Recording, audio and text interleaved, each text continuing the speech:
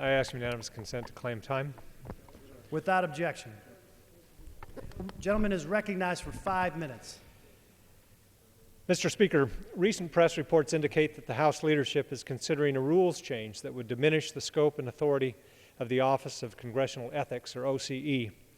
This is an apparent response to the OCE's decision to forward information gathered during its investigation of the PMA group to the Justice Department, bypassing the Committee on Standards of Official Conduct in the process.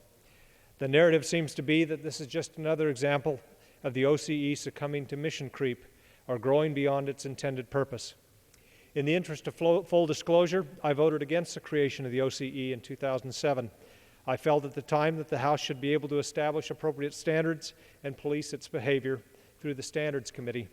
I still believe that we should be able to do so.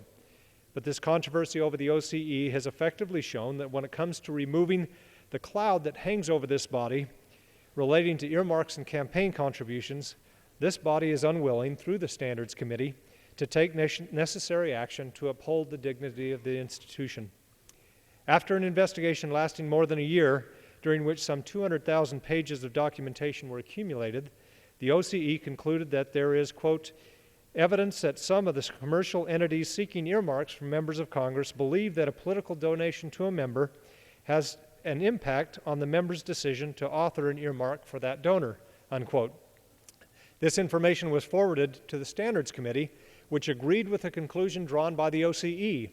The Standards Committee summarized the OCE's findings as follows, quote, there is a widespread perception among corporations and lobbyists that campaign contributions provided enhanced access to members or a greater chance of obtaining earmarks, unquote.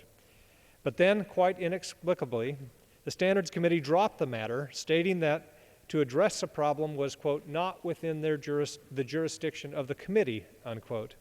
Let me state that again.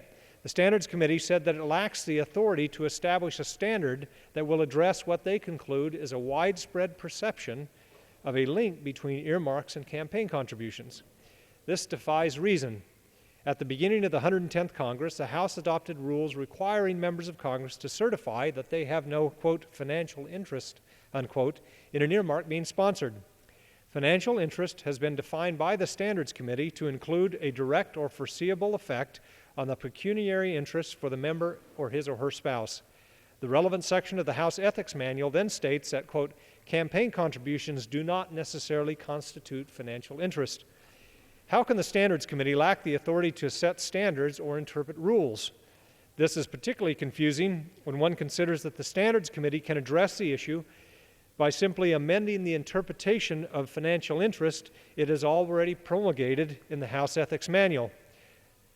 One need not read very far into the Standards Committee's summary of the OCE's PMA investigation before realizing that members, through their campaign committees, derive significant benefit from the, quote, widespread perception, unquote, of a link between earmarks and campaign contributions. To pretend that this benefit does not constitute financial interest is no longer a viable option. We are no longer acting in ignorance. The wink-wink, nod-nod game that we have all known to exist with regard to earmarks and campaign contributions is now well documented, and the Standards Committee definition of financial interest needs to be updated to reflect these findings. So where do we go from here? We can shoot the messenger, as press reports indicate that many members are inclined to do, but the problem with this approach is that the message about the link between earmarks and campaign contributions has already been delivered. What we do with the OCE at this point is very much beside the point, little more than a sideshow. We need to concern ourselves with the dignity of the House. That is our collective responsibility. It does not fall outside of our jurisdiction. As I have said many times before, Mr. Speaker, the PMA cloud that hangs over this body rains on Democrats and Republicans alike. We are in this swamp together.